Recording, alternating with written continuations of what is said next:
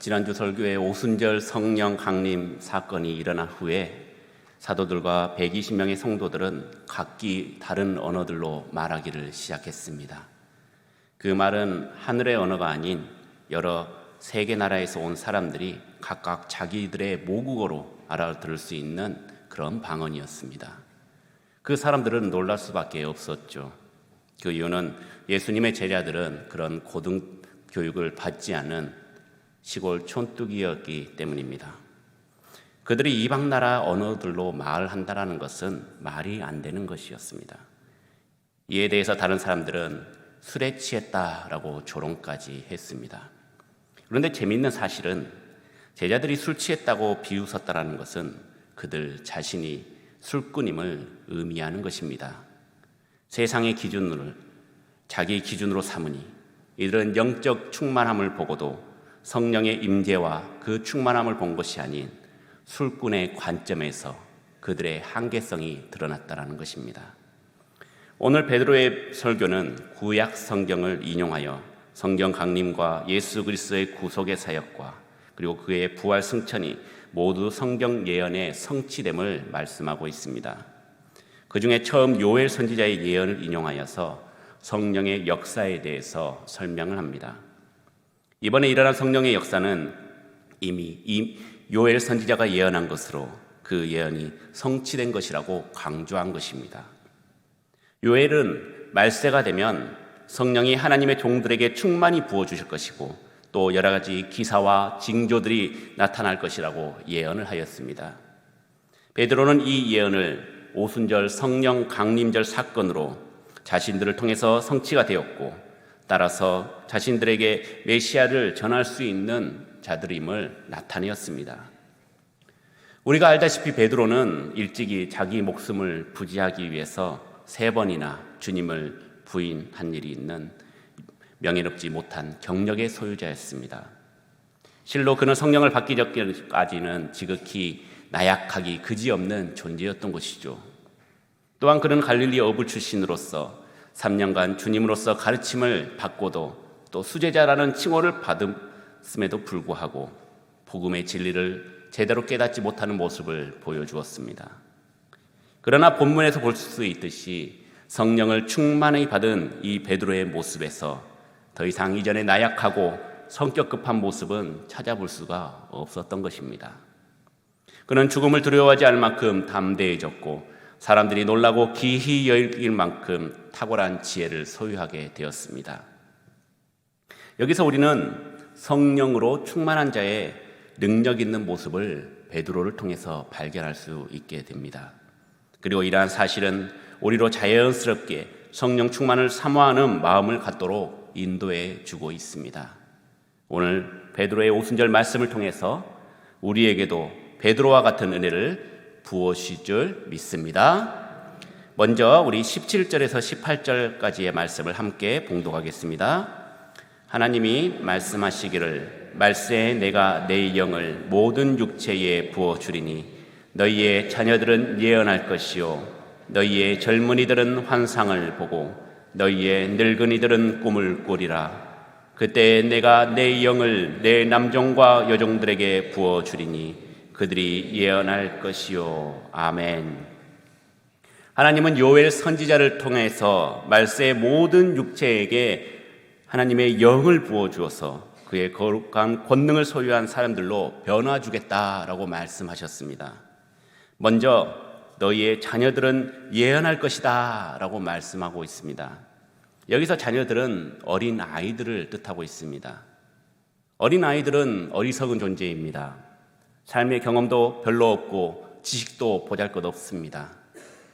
그래서 잠언 22장 15절 말씀을 보면 아이의 마음에는 미련한 것이 얽혔으나 징계하는 채찍이를 멀리 쫓아내리라 라고 말씀하고 있습니다. 그러나 이런 어린아이도 성령을 받으면 예언을 하는 거룩한 권능을 지니게 된다라는 말씀입니다. 예언이라는 것이 무엇입니까? 장차 일어날 하나님의 섭리와 사람들의 미래를 미리 아는 것입니다. 믿음으로 미리 보고 하나님의 섭리를 말하는 것이 바로 예언이라는 것이죠. 아이들의 지식과 경험은 적지만 마음이 깨끗하고 순수합니다. 그래서 그 말씀을 그대로 받고 믿는 것이죠. 작년에 우리 아이들과 외출을 하고 집으로 돌아오는 길에 막내가 갑자기 뒤에서 대성통곡을 하고 우는 거예요. 막 하면서 막 들어보니까 우는 이유가 너무 기가 막힙니다. 형이랑 누나가 백두산 폭발에 대해서 이야기를 하고 있는데 그걸 들은 막내가 백두산이 폭발하면 용암이 흘러나와서 죽을 텐데 자기는 그 용암 때문에 죽는 것이 너무나도 무섭다고 너무 서럽게 우는 거예요. 그러니까 둘째는 백두산이 폭발을 해도 용암이 느리게 흘리기 때문에 충분히 피할 수가 있다라고 얘기를 하고, 첫째는 용암보다 더 무서운 것은 재다. 그렇기 때문에 재가 더 무섭기 때문에 우리는 용암에 죽는 것보다는 재에 가로막혀서 더 죽을 수밖에 없다 하면서 그 우는 아이 앞에서 위로를 하는 겁니다. 근데 이 말이 위로가 됩니까? 요즘 MBTI에 T라고 있지 않습니까? 예, 정말 T다운 이야기만 하는 거예요. 그러다가 갑자기 또 2차로 눈물이 빵 터집니다. 그것은 작년에 돌아가신 증조 할머니가 갑자기 생각이 났는지 나도 왕 할머니처럼 천국에 가고 싶다고 막 우는 겁니다. 왜 왕 할머니는 이렇게 빨리 천국에 간 거야? 왕 할머니는 좋겠다. 나도 지금 천국 가고 싶어 하면서 너무나도 서럽게 우는 거예요. 그런데 왕 할머니는 98세로 돌아가셨거든요. 오래 사셨다면 오래 사셨던 그 할머니인데 7살 막내는 이 개념을 이해하지를 못하는 것입니다. 막내는 재난으로 세상이 멸망하기 전에 왕 할머니처럼 편안하게 재난이 일어나기 전에 천국 가고 싶다라는 것이에요. 하도 어이가 없고 또 한편으로 또 귀엽기도 하고, 그래서 얘들아, 지금 천국 간다는 건 당장 죽는 것인데 그런 말은 함부로 하면 안 돼. 엄마, 아빠, 누나, 형도 못 보는데 얼마나 슬프겠어 라고 이렇게 얘기를 했습니다. 그러더니 막내가 왜? 천국은 좋은 곳이라며. 그러니까 빨리 가야지. 지금 당장 가면 행복하잖아 라고 하는데 제가 뒤통수를 세게 맞은 그런 기분이 들었습니다. 뭐라고 얘기를 해야 될까, 뭐라고 답을 해야 될까 굉장히 고민이 많이 되는 말이었죠.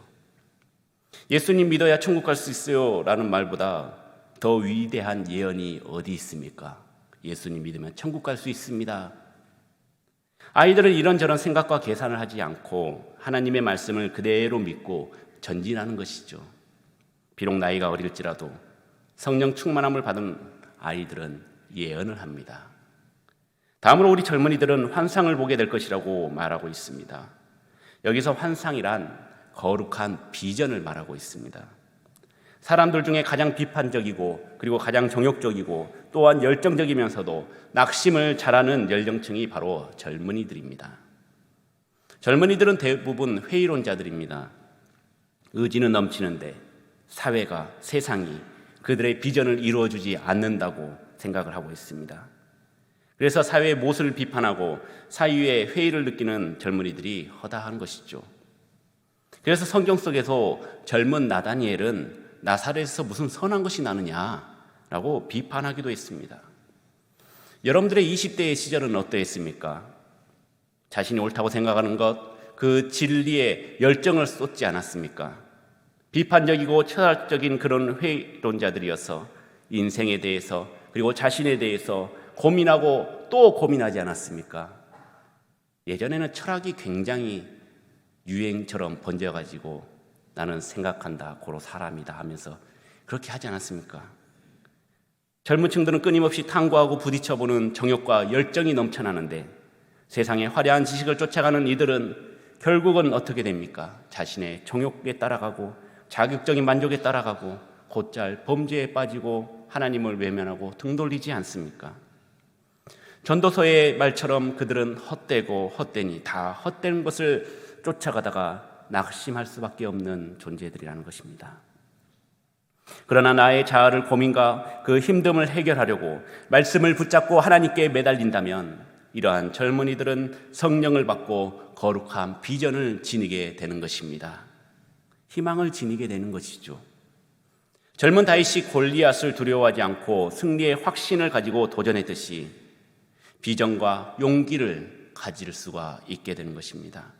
거룩한 삶의 계획을 지니고 주님의 거룩한 군사로서 귀하게 사용되는 것입니다. 위대한 신앙의 지도자들은 젊었을 때 성령 안에서 비전을 지니고 그 비전을 이루기 위해서 기도하고 노력했던 자들입니다. 여러분들의 자녀들이 또한 손주들이 말씀 안에서 진리를 찾고 하나님의 말씀에 따라 살아가도록 기도로 도와야 하는 것입니다. 마지막으로 늙은이들은 꿈을 꾼다라고 말씀하고 있습니다. 우리 어르신들은 생리적으로 잠을 적게 잡니다. 그래서 일찍 일어나고 또 늦게 주무시기도 하고, 그리고 꿈도 젊었을 때보다 비교할 수 없을 만큼 덜 꾼다고 합니다. 근데 여기서 말하는 그 꿈은 내가 어떤 것을 당첨되는 꿈, 어떤 것을 생각하는 그런 꿈이 아니라 소망을 말씀하고 있는 겁니다. 요즘은 100세 시대라고 하지만 노인층은 소망을 상실한 연령층이라고 이야기합니다. 지나간 낡은 사진첩을 뒤적거리며 과거의 일들을 보면서 기뻐하고 그걸로 위안을 삼고 있습니다. 하나님을 믿지 않는 사람들, 하나님을 모르는 사람들은 그들은 하루하루를 죽음만을 기다리면서 살아갑니다. 아무런 희망도 없이, 아무런 의미도 없이. 왜냐하면 이 세상에 소망이 없기 때문입니다. 그러나 이러한 노인들도 성령을 받으면 큰 소망, 큰 꿈을 꾸게 된다라는 말씀입니다. 이것은 성경 말씀에도 분명하게 나타나고 있습니다. 아브라함은 100세 때 꿈에도 그리던 아들을 하나님께로부터 받았지 않았습니까? 모세도 미디안 광야에 양치기로 있다가 80세의 그 늙은 나이에 이스라엘을 출애굽시킬 인도자의 꿈을 하나님께로부터 받았습니다. 아무리 나이가 많은 어르신들도 성령을 받으면 어린아이처럼 청년들처럼 그 고운 꿈을 간직하면서 꿈이 이루어지게 되는 것입니다. 사랑하는 여러분, 여러분들은 이런 꿈을 꾸고 싶지 않습니까? 그렇다면 먼저 해야 할 것이 있습니다. 그것은 바로 하나님의 영이 우리 안에 들어가 있어야 하는 것입니다. 우리의 마음속에 성령 충만함이 먼저 실행이 돼야 되는 것입니다. 또한 하나님께서는 내 영을 내 남종과 여종들에게 부어주겠다라고 말씀하고 있습니다. 여기 남종과 여종에서 종을 가리키는 헬라어 돌로스는 히브리어 에베드에 해당하는 단어인데, 임시직이거나 제한적인 종이 아니라 주인의 소유물이 된 영원하고 완전한 종을 말하고 있습니다. 그렇기 때문에 여기에 나오는 이 남종과 여종은 실제로 종의 신분에 있는 자들이 아닌 하나님을 예배하고 찬양하는 모든 남자와 여자들, 남녀노소에 상관없이, 계급에 상관없이 모든 성도들을 가리키는 말입니다. 특히 오늘 본문은 성도들을 가리켜 에베드에 해당하는 돌로스의 단어를 사용하고 있습니다. 영원히 하나님께 속한 하나님의 종이라는 사실입니다. 사랑하는 성도 여러분, 하나님께서 우리에게 성령을 주실 때 그냥 잠깐 조금 스치듯 주신 것이 아닙니다. 어떻게 주셨습니까? 부어주겠다고 얘기했습니다. 차고 넘치도록 주겠다고 약속하셨습니다. 내가 내 영을 모든 육체에게 부어주리니 라고 말씀하십니다. 충만하게 넘치도록 부어주신다는 사실을 우리가 잊지 않고 주님의 충성스러운 주님의 종들이 되길 주의 이름으로 축원합니다. 그렇다면 주님께서 거룩한 삶의 권능을 성령을 통해서 여러분들을 풍성하게 누리게 해주실 것입니다. 우리 계속해서 19절과 20절 말씀을 함께 봉독하겠습니다. 또 내가 위로 하늘에서는 기사를, 아래로 땅에서는 징조를 베풀리니 곧 피와 불과 연기로다. 주의 크고 영화로운 날이 이르기 전에 해가 변하여 어두워지고 달이 변하여 피가 되리라. 아멘. 19절로 20절 말씀은 세상의 종말의 징조와 관련된 예언의 말씀입니다. 여기에 보면 요엘 선지자는 종말의 징조로 피와 불과 연기를 제시하고 있으며, 또한 그때에는 해가 변하여 어두워지고 달이 변하여 피가 된다라고 말씀하고 있습니다. 이러한 종말의 징조는 마태복음 24장 29절에서 30절 말씀인 그날 환난 후에 즉시 해가 어두워지며 달이 빛을 내지 아니하며 별들이 하늘에서 떨어지며 하늘의 권능들이 흔들리리라. 그때에 인자의 징조가 하늘에서 보이겠고 그때 땅의 모든 족속들이 통곡하며 그들이 인자가 구름을 타고 능력과 큰 영광으로 오는 것을 보리라 라고 언급된 주님의 예언과도 일치하고 있는 것입니다. 그런데 여기서 중요한 것은 이러한 종말의 징조와 관련된 예언이 성령 강림 예언과 관련해서 함께 주어지고 있다는 사실입니다. 그리고 성령 강림 사건에 말세에 이루어질 것으로 예언되었다라는 이 점입니다. 성령께서 오순절에 이 12사도와 120명의 성도들에게 임한 사도행전 2장 14절에서 36절의 사건은 이 성령의 시대뿐만 아니라 하나님의 종말의 시대를 알리는 신호탄이었습니다. 하나님의 종말 섭리, 이것은 먼 미래에서부터 시작되는 것이 아닙니다. 아직까지 우리에게는 종말이 일어나지 않아 라고 생각하면 안 되는 것이죠. 엄밀히 말해서 예수님께서 초림하실 때부터 이미 하나님의 영원한 구원과 심판의 섭리는 시작이 되었다라는 것입니다. 우리는 지금 계속 종말을 향해서 달려가고 있습니다. 예수님을 믿는 자는 이미 영생을 얻은 자이기 때문에 하나님께서 인치시고, 믿지 않는 자들은 이미 하나님의 진노하심과 영원한 심판의 대상자들로 낙인이 찍혀 있다라는 것입니다. 예수님께서는 십자가에 못 박혀 죽으시고 부활하셔서 하늘로 올라가셨으며 성령님께서 이 땅에 강림하신 직후부터 하나님의 종말의 섭리가 본격적으로 시작이 된 것입니다. 예수 그리스도의 복음에 순종하는 자는 하나님의 교회에 속하게 되어서 구원을 보장받게 되었고, 불신자들은 영원한 심판으로 간주되는 것입니다. 예수님의 재림과 그 이후에 있을 하나님의 심판은 어떻게 끝이 납니까? 종말로서 끝이 나는 것입니다. 그러므로 성도들은 하나님의 종말에 대해서 바른 인식을 가져야 합니다. 하나님의 심판은 이미 시작이 되었다는 사실을요. 오늘이 곧 하나님의 종말의 심판의 때, 말세의 때입니다. 그러므로 우리 성도들은 믿지 않은 영혼들에게 그들의 운명이 매우 긴박한 처지에 처해 있다는 것을 알려야 될 의무가 있는 것입니다. 오늘 우리 예수님과 그 복음의 진리를 믿지 않으면 이미 하나님의 영원한 심판의 대상으로 낙인 찍힌다는 사실을 믿지 않은 영혼들에게 전해야 하는 것입니다. 지금이 종말에 따라는 사실을 인식하고 열심히 전도해야 합니다. 아울러 우리는 불신자들에게 우리가 종말의 때를 살고 있다는 사실을 어떻게 보여줘야 됩니까? 우리의 삶을 통해서 보여줘야 하는 것입니다. 특별히 우리 성도들은 언행에서 모순된 모습을 보이면 안 됩니다. 즉, 입으로 주님의 종말은 시작되었다고 전하면서 생활은 이 땅에서 천년 만년 살 것처럼 살아서는 안 된다라는 말씀입니다. 세상의 재물과 명예에 대한 그 탐심을 지니고 그것들을 자기만을 위해서 모으려고 얻으려고 열심을 다하고 있는 모습만 보여준다면 어떻게 하나님의 종말이 다가온다고 믿는 자들로 보여질까요? 진정으로 하나님의 심판의 때가 시작되었다고 믿는 성도들은 초대교회 성도들처럼 세상 재물을 흩어서 가난한 자들에게 나눠주고 세상의 부와 명예와 그 영광의 초연한 모습으로 살아야 하는 것입니다.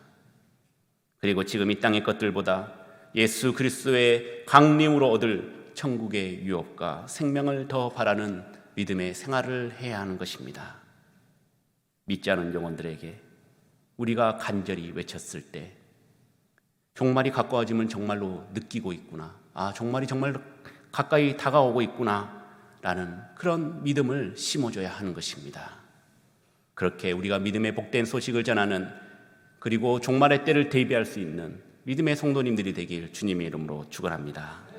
우리 마지막으로 21절 말씀을 함께 봉독하겠습니다. 누구든지 주의 이름을 부르는 자는 구원을 받으리라 하였느니라. 아멘. 베드로 사도는 요엘 선지자의 예언을 인용하면서 성령 강림 사건은 하나님의 종말이 본격적으로 시작되었다는 신호라고 선포를 했습니다. 또 하나의 진노와 심판의 표징들에 대해서 선포를 한 것이죠. 그리고 마지막에는 그 하나님의 심판을 믿는 자들을 구원하시는 구원의 한 섭리의 과정이라는 사실을 강조하고 있습니다. 누구든지 그리스도를 믿는 자들은 성령을 선물로 받고 구원받는 자들이 될 수 있다라는 그 기쁜 복된 소식을 전했던 것이죠. 우리 성도가 전해야 될 복음은 무엇입니까? 궁극적으로 예수 그리스도를 통해서 하나님의 용서와 영원한 생명을 얻는다는 내용으로 믿지 않는 영혼들에게 복음을 전해야 하는 것입니다. 교회 나오면 재밌다, 교회 나가면 복 받는다, 교회 나오면 잘 된다, 돈도 많이 벌고 자녀들도 잘 되고 아프지 않는다, 이런 것은 복음이 아닙니다. 이런 것은 부가적인 겁니다. 당연히 따라오는 것들입니다. 그렇다면 우리는 뭘 전해야 됩니까? 우리의 전도가, 우리의 외침이 달라야 되는 것이죠. 진짜 복음 전해야 되는 것입니다. 그 복음은 바로 예수 그리스도인 것입니다. 하나님의 심판을 전하고 죄를 비판하되 우리는 그 해결 방안까지 함께 전달해야 하는 것입니다. 예수 그리스도께서 이미 우리의 죄를 십자가에서 영원히 청산해 주셨으니 그 사실을 믿는 자는 값없이 구원받는다라는 기쁜 소식을 함께 전해야 하는 것입니다.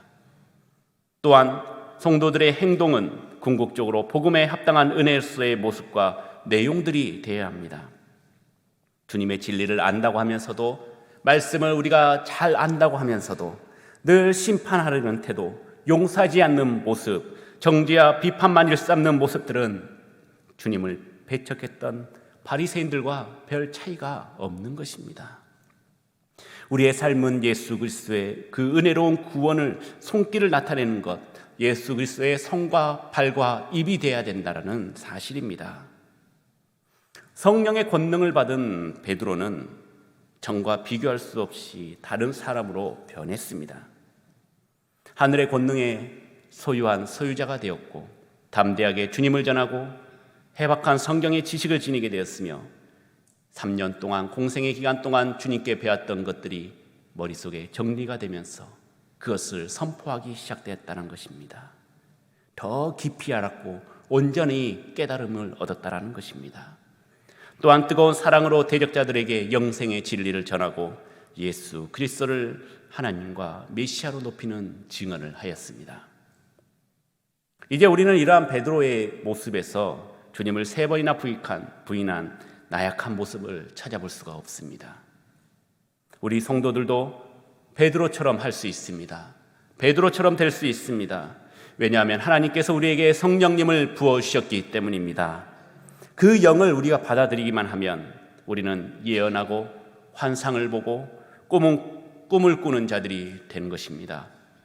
그 충만함으로 이 세상에 나아가 종말론적인 신앙을, 복음을 전해야 되는 것입니다.